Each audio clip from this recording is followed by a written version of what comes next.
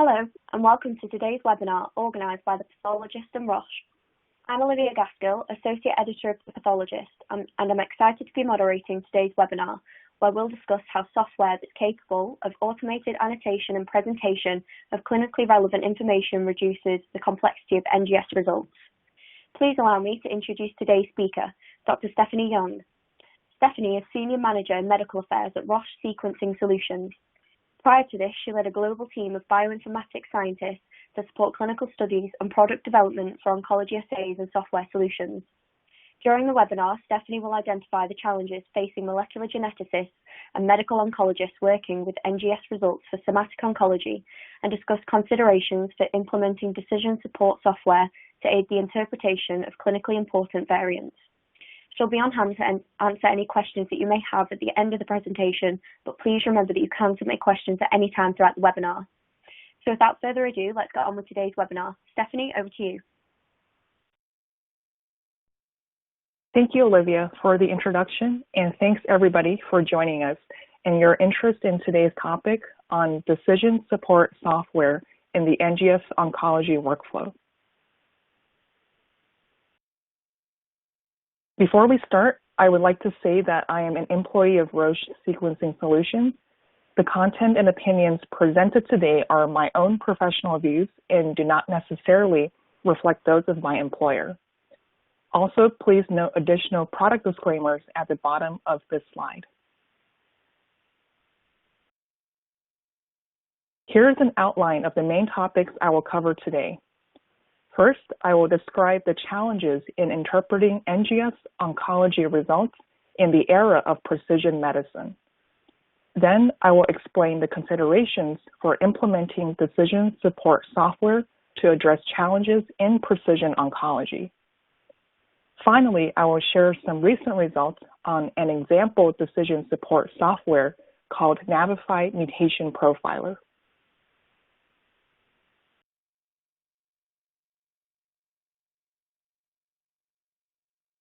As many of you know, precision medicine can improve patient outcomes through the identification of the right drug for the right patient at the right time. This slide shows a hypothetical example. In a conventional approach, a general patient population receiving a treatment may only achieve an overall response rate of 30%. In a precision oncology approach, when the same treatment is given to a subset of patients, let's say defined by a specific biomarker, the overall response rate can reach 75%. And those who would not respond to this treatment might make up other molecular subsets who could benefit from receiving other treatment options.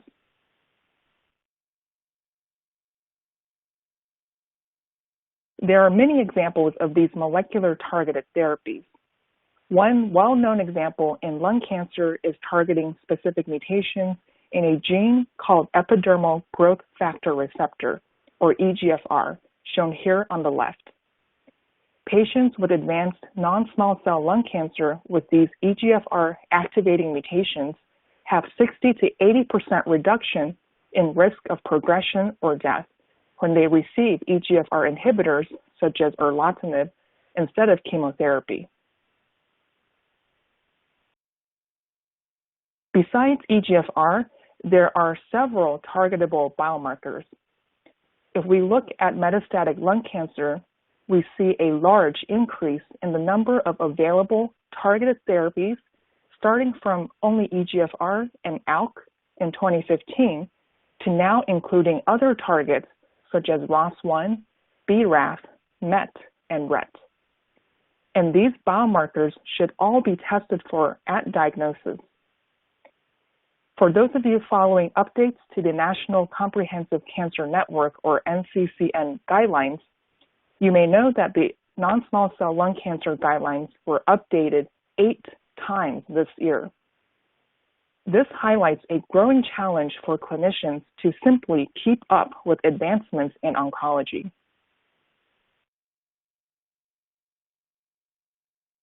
We see that the NCCN guidelines have been updated more and more frequently in various cancer types. And in general, medical knowledge is expanding at an exponential rate. There are estimates that in the 1950s, the body of knowledge in medicine doubled every 50 years. Today, it doubles every 73 days. So it's almost impossible for clinicians to stay on top of the latest information. This is a challenge that can have real impact on patients, as seen in real-world testing data. In the community oncology setting in the United States, the rate of testing for guideline-recommended biomarkers at the time were only 29% for metastatic colon cancer and only 22% for advanced non-small cell lung cancer. Certainly, there are many potential barriers to molecular testing, including tissue availability, turnaround time, physician knowledge, cost, insurance coverage, patient preference, and patient eligibility for therapy. But it is clear that there is currently an underutilization of genomic testing. And if these testing rates rise, both pathologists and oncologists need to deal with greater testing volumes, in addition to more biomarkers to test for. This continuing expansion of molecular biomarkers has driven the adoption of next-generation sequencing, or NGS, in clinical laboratories. NGS is massively parallel sequencing of DNA that can generate a comprehensive genomic profile of cancer from a single specimen. From a single test, many genes can be interrogated to gather information about clonal evolution of the patient's tumor or emerging drug resistance. NGS testing has increasingly been used for molecular profiling of cancer, even in the community setting. Across multiple U.S. community oncology practices, we see more and more uptake of NGS testing to cover multiple biomarkers at once.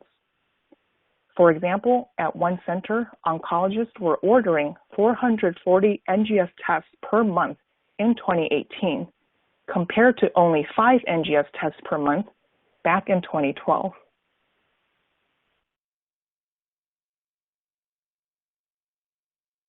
Now, ordering an NGS test for a cancer patient is just the beginning of a complex workflow for the laboratory.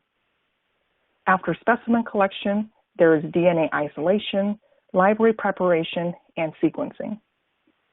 Sequencing often produces millions of sequencing reads per sample, requiring bioinformatics methods to reduce all that data into interpretable results. This data analysis can be broken down into 3 broad steps, often called primary, secondary, and tertiary analysis. Primary analysis refers to the base calling that produces DNA sequences from the sequencing instrument. Secondary analysis refers to mapping those sequences to the human reference genome to identify mutations such as single nucleotide variants. Tertiary analysis refers to the interpretation and annotation that brings the biological and clinical context to those mutations.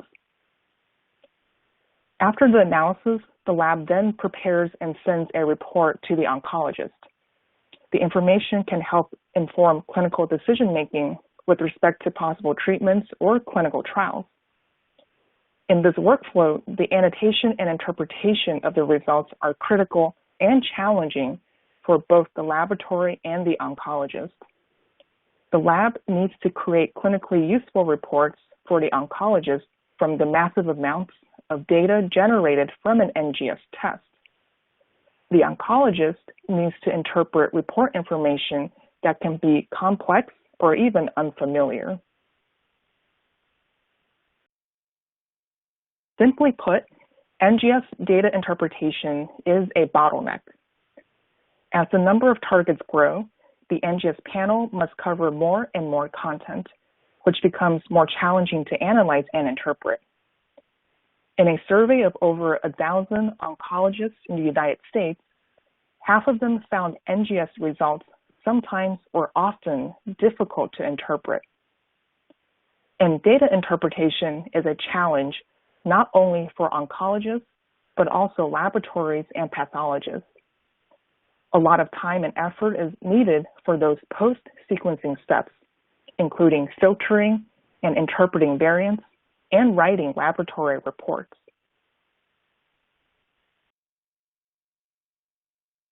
To really understand this, we will go into more details of the tertiary analysis process. Imagine you just finished a sequencing run for a sample in your lab. Now you have a long list of variants. How do you annotate all those variants? Will you use a complex spreadsheet to look up information about variants that you might have seen previously? Do you have an internal database? Or would you search online in a publicly available variant database or even Google search?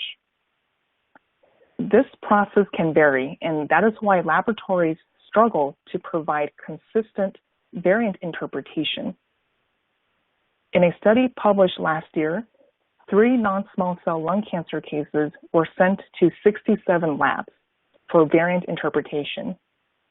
Half of the labs consistently classified only one of the cases, shown here in blue, and for the other 2 cases, all the labs returned conflicting results.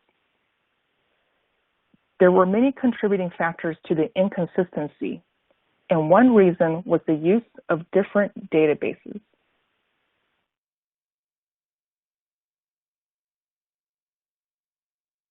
There have been many studies comparing precision oncology databases such as CIVIC, OncoKB, CGI, JAX-CKB, and PMKB listed here. One study reported that only 80 variants were in common in 4 of these knowledge bases, and another study found that only 8 variants were in common in 6 of these databases. Basically, there's very little overlap between these knowledge bases. However, the rate of finding a clinically significant interpretation for a variant increased from, on average, 33% to 57% when these knowledge bases were used in aggregate rather than individually. So it's clear that while each database source can provide valuable information, laboratories really need to pull data from multiple sources in order to achieve a comprehensive understanding of a single variant. Another point to be careful with is how variants are being represented, the nomenclature. Shown here is an example showing different scientifically valid protein change representations for the same in-frame insertion in exon 20 of a gene called ERB2. The standard notation, according to HVGS nomenclature, is a 4 amino acid duplication. And it looks quite different from other notations shown on the bottom that have been reported in the literature. All of these actually result in the same exact protein product. Again, imagine you're searching for any one of these protein change notations in a database. You might not find an interpretation when in fact there is one, just for the same mutation represented differently. This is confusing and may lead to the omission of a clinically relevant finding. This is where professional standards and guidelines can help provide guidance. A multidisciplinary working group of clinical laboratory experts came together to establish recommendations published in 2017 for the interpretation and reporting of variants identified in somatic cancer testing. These recommendations came from the Association for Molecular Pathology, the American Society of Clinical Oncology, the College of American Pathologists, and the American College of Medical Genetics. They provide a tiered classification system for prioritizing variants based on clinical significance and actionability. The tiers apply to biomarkers of therapeutic, diagnostic, and/or prognostic significance. In this system, the Tier 1 variants are those of strong clinical significance. Tier 1A variants have agency-approved therapy options or are in medical guidelines as therapeutic, diagnostic, or prognostic biomarkers for specific types of tumors. Tier 1B variants are supported by well-powered studies with expert consensus. Examples could be large clinical trials that provide strong evidence for a given variant. Next, the Tier 2 variants are of potential clinical significance.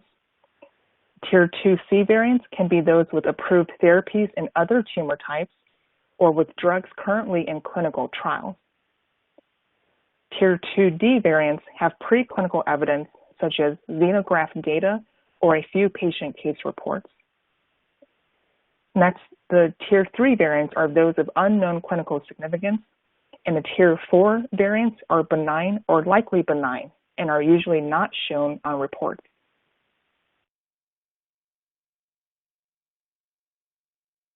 The AMP guidelines for tiering variants that we just went through are helpful, but are actually still relatively new.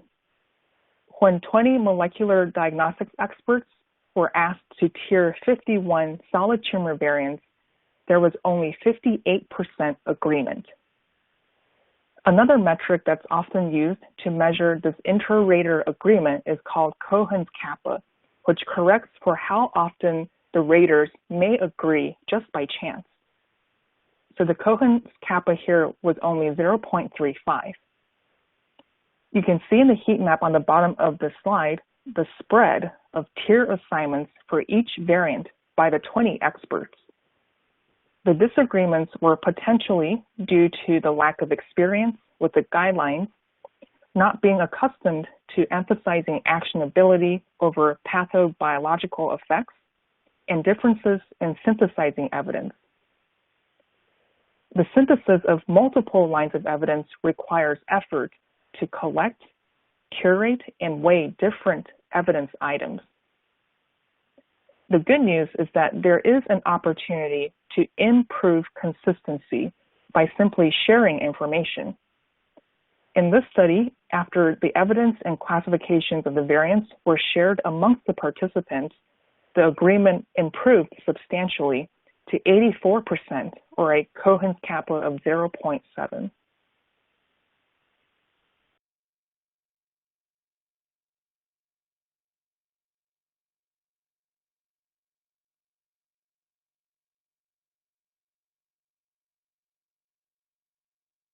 So far, we've discussed the challenges of expanding medical knowledge, evolving guidelines, fragmented data sources, and synthesizing evidence. This is where decision support software can help. In general, clinical decision support refers to tools that can provide healthcare professionals with knowledge and specific information intelligently filtered or presented at appropriate times to enhance decision-making in the clinical workflow. There is growing evidence that decision support in cancer care can improve compliance with guidelines, increase time efficiency, and enhance quality of care.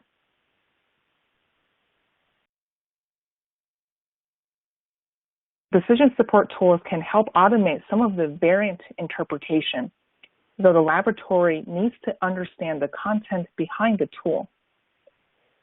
One study compared Oncomine Knowledge Base Reporter, QIAGEN Clinical Insight Interpret, and IBM Watson for Genomics using 72 variants identified from NGS testing of solid tumor samples. The overlap between these three software tools in annotating variants with therapeutic information was low, ranging from 57% to 67%, or a Cohen's kappa ranging from 0.21 to 0.33. Another study compared annotations for pathogenicity and clinical actionability of three tools available to the Veterans Affairs National Precision Oncology Program. The program initially used two commercial vendors for NGS testing, PGDX and Personalis, that used N of 1 as the annotation service. The study then compared N of 1 with Watson for Genomics and the OncoKB database from Memorial Sloan Kettering Cancer Center. The agreement in annotating pathogenicity ranged from 30% to 76%, or a Cohen's kappa of negative 0.26 to 0.22. This showed disagreement or only slight agreement amongst the software tools.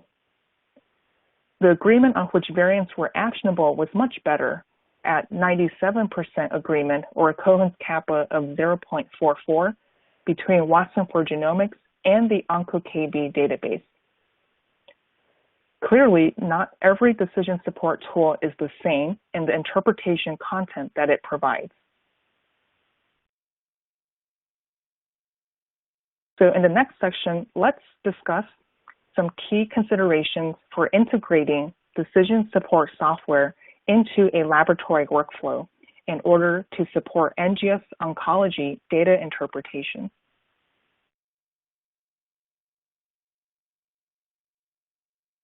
First is the approach to curation. The main question to address here is, how is the existing evidence in the field being interpreted by the software?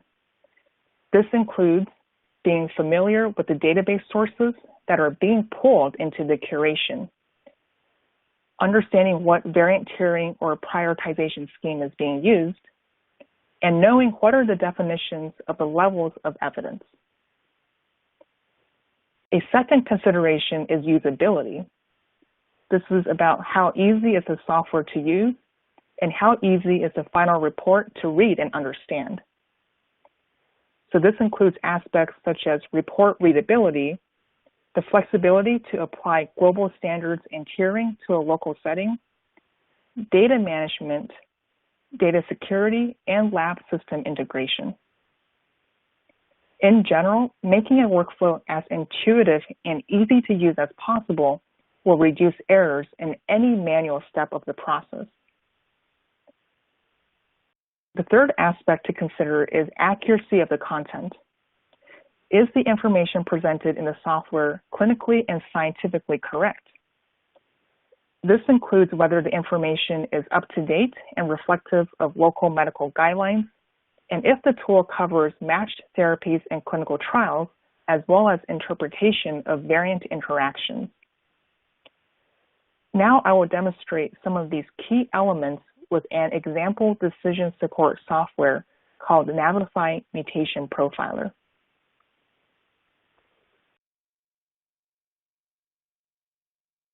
Navify Mutation Profiler is a CE-IVD software that can simplify the process of interpreting and reporting variants from NGS test results.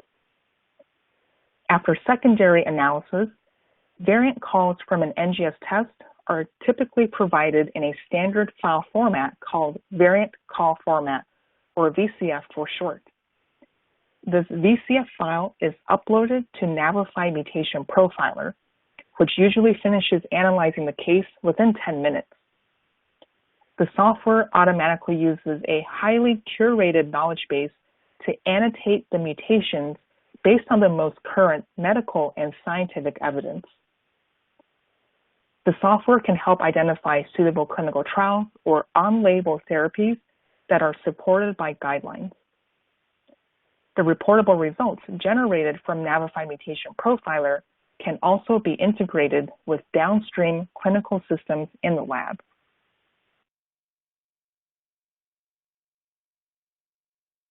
The workflow in a decision support tool like Navify Mutation Profiler includes the following steps. When a VCF file containing the variants is uploaded and analyzed by the tool, the scientists in the lab can review the results and then perform further QC filtering or variant filtering based on database information. They can also review the medical content associated with each variant and decide to include or exclude clinical trials or therapy matching. Next, the scientist sends the report for approval by another user, usually the laboratory director. Then the director reviews the report and signs off on it. This is when the report is now ready to be provided to the oncologist who ordered the NGS test.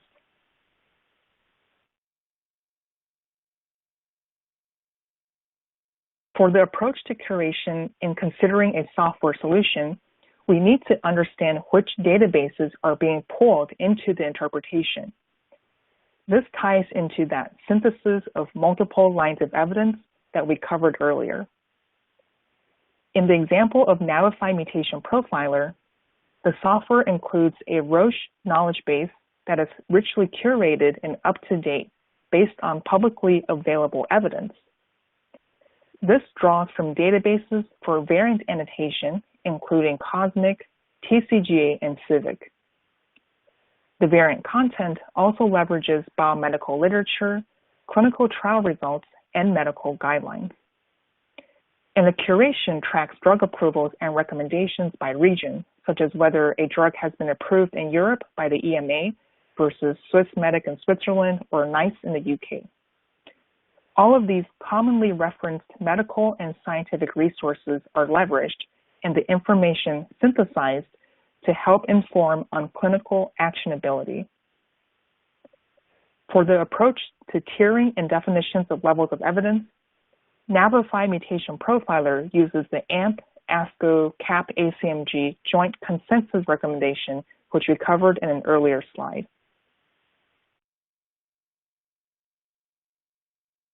Now that we understand the approach to curation and tiers, let's dive into the pieces of an example report from Navify Mutation Profiler. In terms of usability, laboratories need to consider how their reports will be read and interpreted by oncologists. For report readability, many clinicians prefer to see an upfront summary with the option for details later in the report. And that is how the reports have been designed in this software solution. The front page shows clinically significant variants and interactions, relevant therapies, and a number of available clinical trials.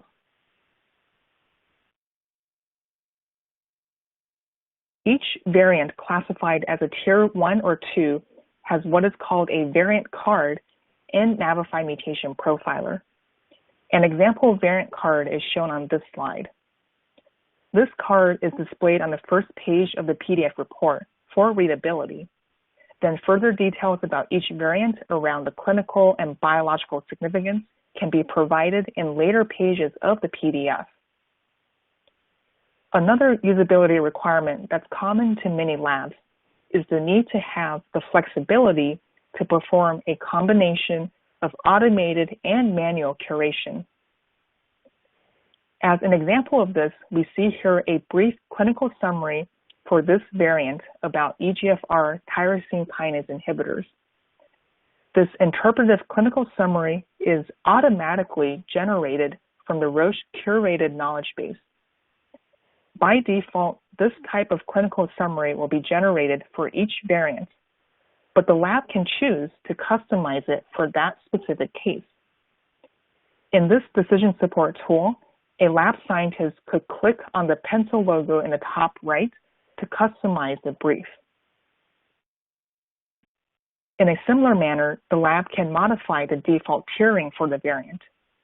An example of when that may be needed is if the variant were classified initially as Tier 3, a variant of unknown clinical significance. Perhaps the lab has more internal evidence on that variant and would like to reclassify it to a Tier 2D because of some preclinical data.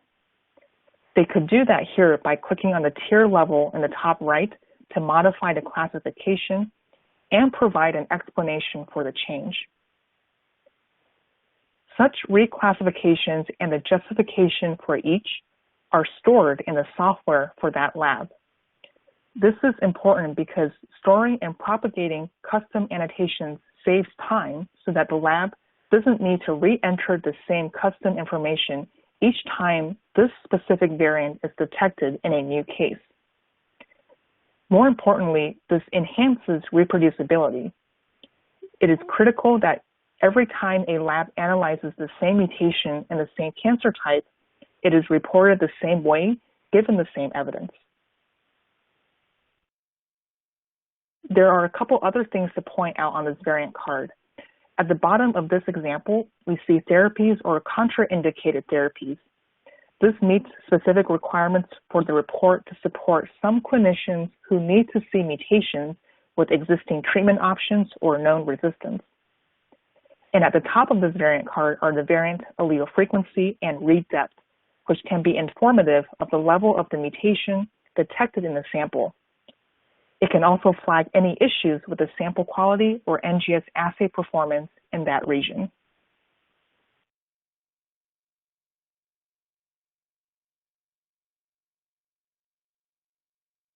Besides report readability, usability could also cover software features such as the ability to look up cases or variants or track the analysis turnaround time, which are all available in Navify Mutation Profiler.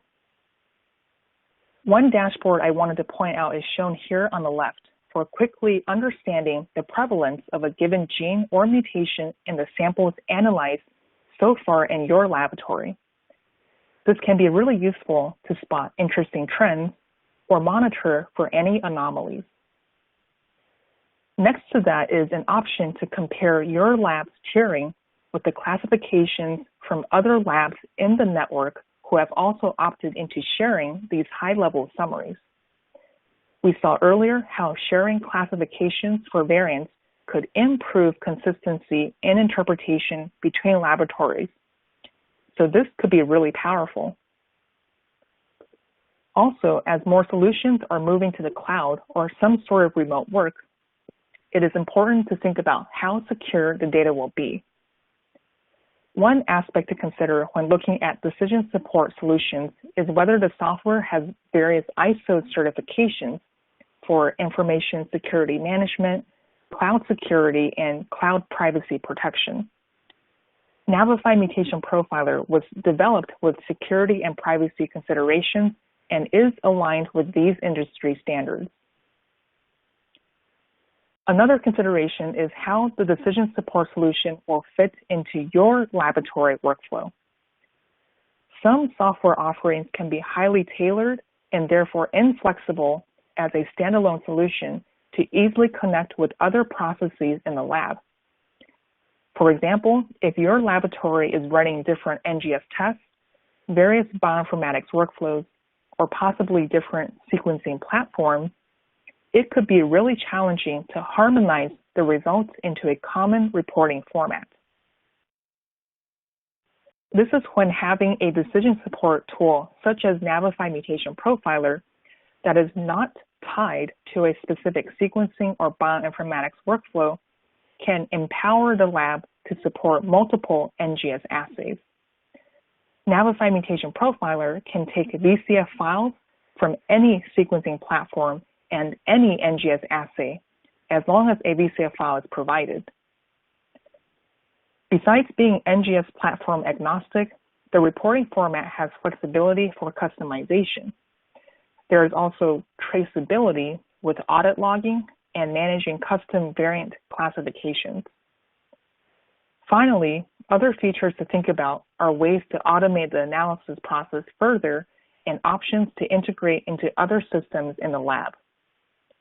For example, in Navify Mutation Profiler, there is an API feature for batch uploading and analysis of cases, as well as downloading of results from approved cases. The batch processing allows for a programmatic approach to defining case IDs and metadata for each VCF file to minimize the risk of manual errors in the tertiary analysis process. This also allows for further workflow integration. Besides a PDF report, the laboratory can obtain JSON files that can be imported into other data systems in the lab. This supports scalability and reproducibility. We have discussed the approach to curation and usability as key considerations for implementing decision support software for interpreting NGS oncology results. To better explain the accuracy of the content, let's go over some recent study results on Navify Mutation Profiler. This will demonstrate how accuracy as well as usability can be evaluated.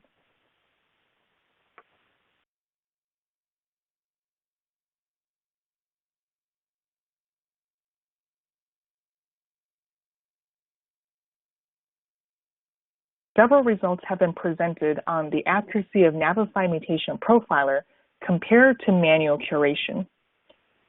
In one study, there was 100% agreement with manual variant reporting across 70 solid tumor variants from a 15-gene NGS panel. In another study, there was also 100% agreement in classifying Tier 1 and 2 variants for 41 different CRC mutations identified with a 50-gene panel.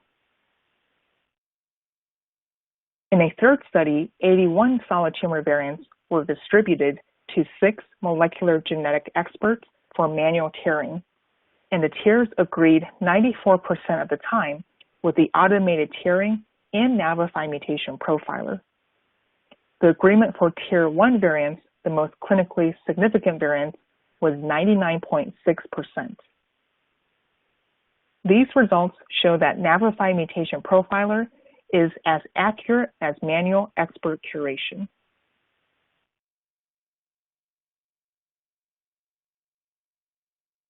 Results on time savings in the interpretation and reporting workflow using Navify Mutation Profiler have also been presented. One laboratory found that it took on average 60 minutes to prepare a report with manual curation, and only 15 minutes to prepare a report using Navify Mutation Profiler. This is a 75% savings in time for the laboratory. Another study compared the time to prepare a report using 2 different decision support software.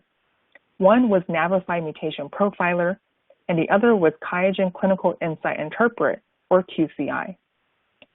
The laboratory found that it took 20 minutes to prepare a report with QCI and only 7 minutes to prepare a report with Navify Mutation Profiler. For this laboratory, this 65% savings in time meant saving 4 hours of hands-on technologist time per week for a workload of 20 reports. One thing to note here is that in these 2 studies, the laboratories were manually creating cases and uploading VCF files to Navify Mutation Profiler. Therefore, there is actually an opportunity to further streamline those steps if the laboratory has a high testing volume. This would not only further save time, but also minimize the risk of error with manual entry. This is enabled with API and scripts to automate the case creation and uploading. We demonstrated this with a benchmarking study where we used the API to initiate the analyses of nearly 4,000 solid tumor cases from the Cancer Genome Atlas, or TCGA, using Navify Mutation Profiler. Once the scripts were set up, the upload process was very efficient, and 99.7% of the cases were successfully uploaded and analyzed on the first attempt. In terms of annotation content, we found that overall, more variants from the same TCGA cohorts had potentially actionable interpretations in Navify Mutation Profiler compared to a public knowledge base, OncoKB. Now, if you're wondering if more is actually better or accurate, that's a good question. So we conducted an accuracy assessment using another set of clinical cases in which we could closely examine the variant annotations.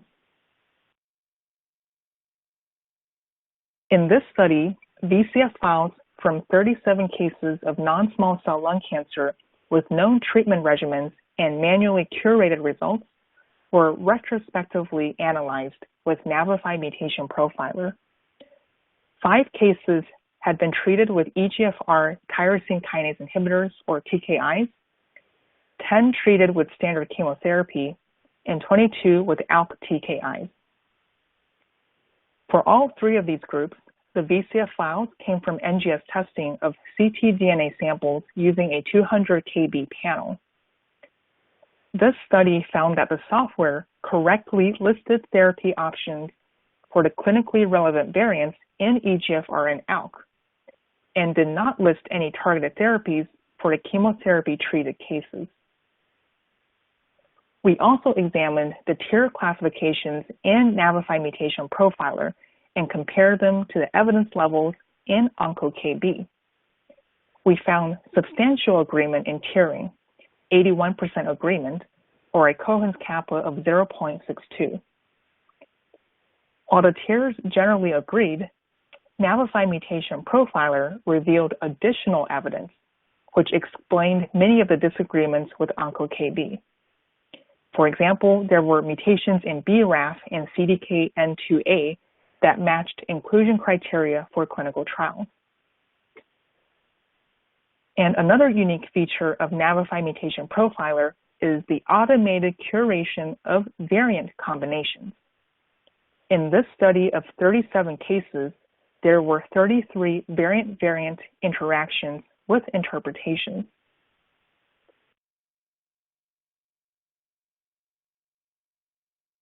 To explain the importance of variant combinations, this slide shows two examples in non-small cell lung cancer that are annotated in Navify Mutation Profiler. One of these is an obvious example just to illustrate the point. When an EGFR exon 19 deletion co-occurs with EGFR T790M, several EGFR TKIs are no longer appropriate therapy recommendations except for osimertinib. Another example is an STK11 mutated non-small cell lung cancer. One study showed that the co-occurrence of a KRAS mutation has a worse prognosis, while the co-occurrence of a TP53 mutation has a better prognosis. This is an interesting example where having more mutations is not necessarily associated with worse outcome. It can be more complicated and depends on the context of the exact co-occurring mutations. The clinical relevance of variant combinations can be seen in the NCI MATCH trial, where 38% of patients with actionable mutations were excluded from treatment due to co-occurring resistance mutations. That is why it is important that this type of information is curated, and this is annotated and clearly presented in Navify Mutation Profiler. Many other variant combinations have been curated so far, and these are often missed in manual curation or other software tools.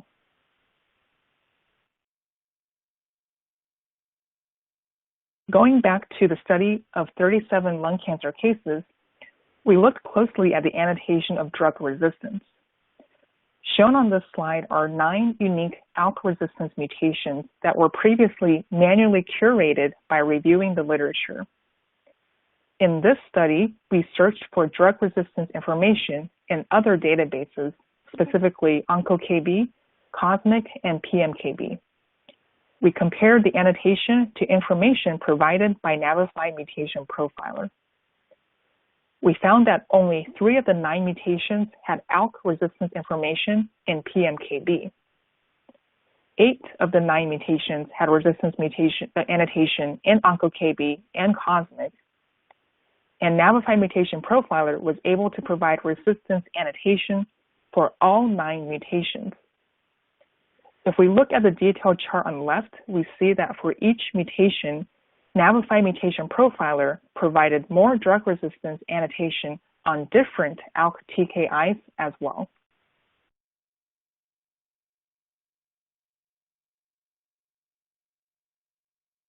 In addition to the annotation of resistance mutations and comparison in tier classifications with OncoKB, we checked the validity of content updates in the database itself. During the course of this study, there were several curation content releases since the Roche curated knowledge base is updated every 2 months. We also knew that between September of 2018 and March of 2020, there were quite a few drug approvals by different regulatory agencies in the world for the EGFR and ALK mutations in this study. Therefore, we were interested in verifying that the updates to the knowledge base behind Navify Mutation Profiler were keeping up with these new drug approvals in different regions. For example, we tracked drug approvals for 5 different ALK TKIs, which are indicated for ALK fusions in non-small cell lung cancer. The screenshot on the lower right is from content released in April 2019, and the screenshot on the lower left is from the previous content released in February 2019. These details about where the approvals and recommendations are coming from for each therapy are available in the software when the user clicks on the variant card. Now, when we compare these two snapshots, we see that the updates are indeed in line with actual approval. Between the two content versions, lorlatinib was approved by Health Canada and brigatinib approved by NICE for ALK-positive non-small cell lung cancer. We see that the content is updated appropriately and the therapy matching is accurate by time and geography.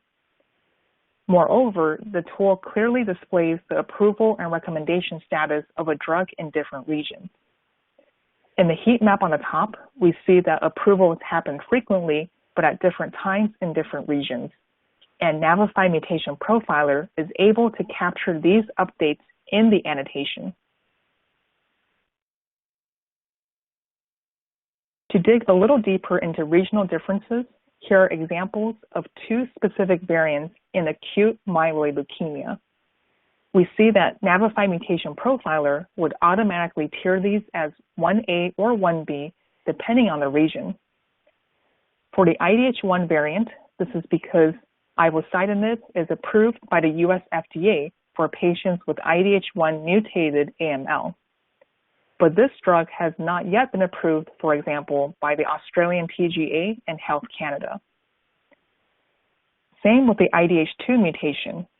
Enasidenib is approved by the US FDA, Australian TGA, and Health Canada for IDH2 mutated acute myeloid leukemia. It is also recommended in the NCCN and ESMO guidelines, but not yet approved by the EMA, NICE, and Taiwan FDA. What we see here is that drug approval status can be inconsistent across different geographic regions, and this can be reflected in the tier classification of actionable mutations.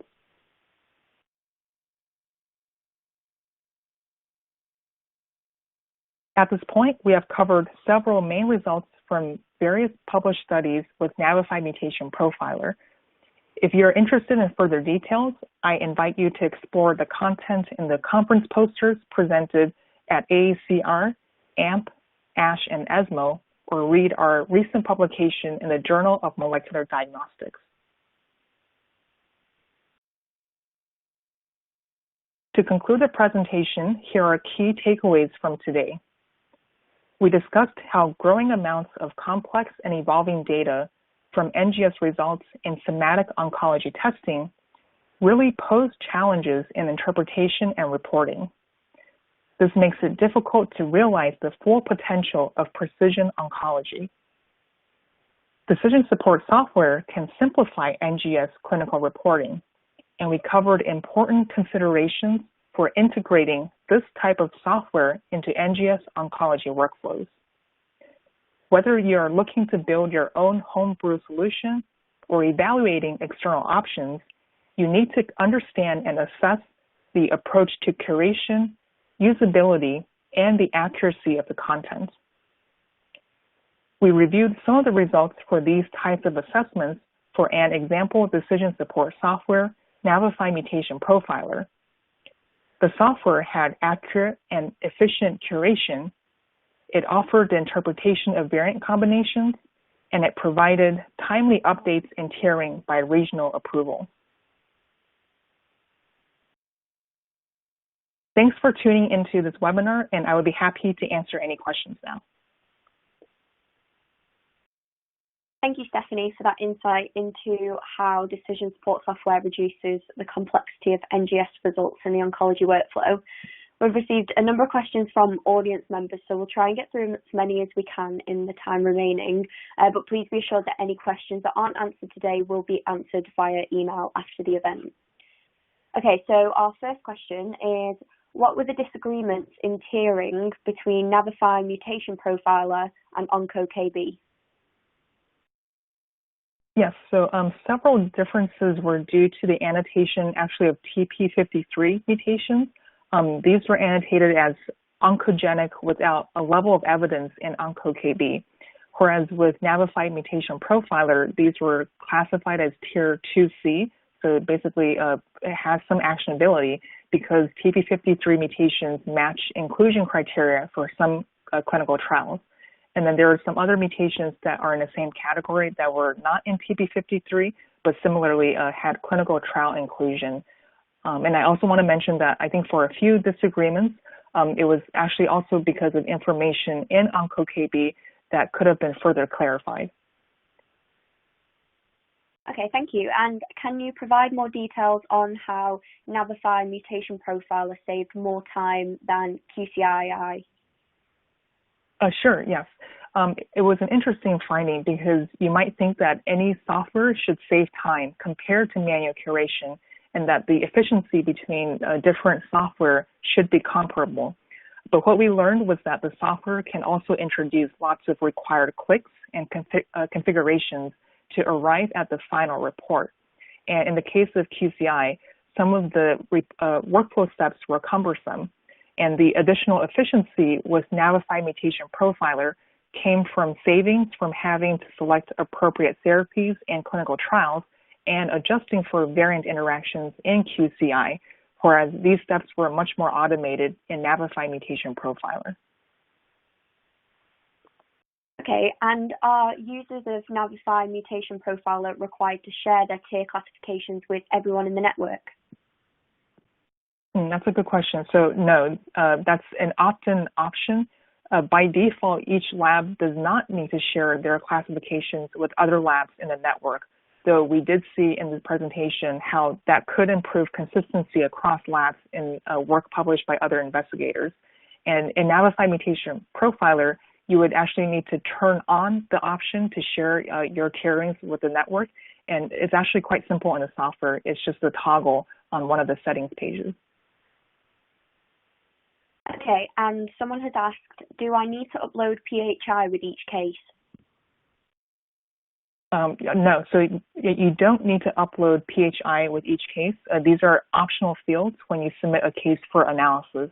And then there's actually another feature called Hide PHI in the software that would replace any PHI fields with an asterisk symbol, just to temporarily block that if you share the screen with a colleague for some input on a variant, and they should not be seeing the PHI information.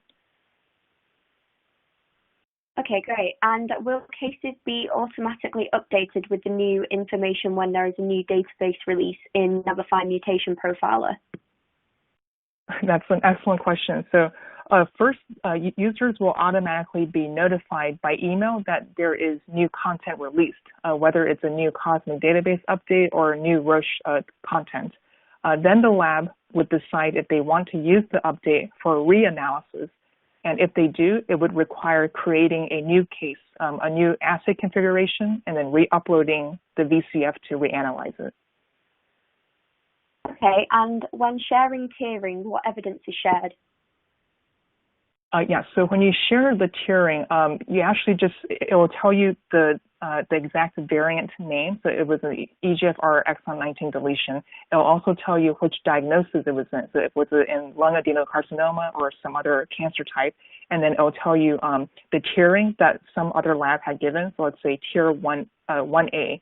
And then it will give you an aggregate number of how many cases this other lab had seen in tier. So it'll give you a range. So for example, 1 to 3 cases. And then the final piece of information it will show is which database version was used. So it was a Roche database, like V2.13 or 2.20, right? So that's also important because it helps you compare with your curation if you guys are on the same content version or not. So those are the only pieces of information that you would be exposing if you opt into network sharing. But I think that should be enough to just give someone else an idea of how you're tiering versus someone else. Okay, great, thank you. Okay, so I'm afraid we're going to have to leave it there. Again, let me reassure you that any questions unanswered today will be answered after the event by email. This webinar will also be available on demand in just a few days' time, and you'll receive an email alert when it's ready.